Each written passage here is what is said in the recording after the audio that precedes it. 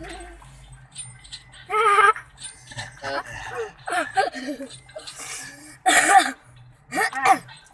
bawa sini adik dua mak benda. Iya, tunggu. Enggak benda orang kakak lu. Dah tidur tu. Mama tunggu. Ni daun tu sebentar. Itulah, Umar tak turun. Mana turun, dia api jaga. Mama boleh juga. Ye. Enggak apa.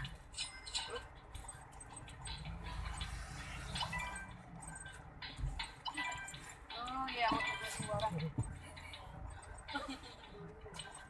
Aduh, tidur. Abang, mana ya? Bangun.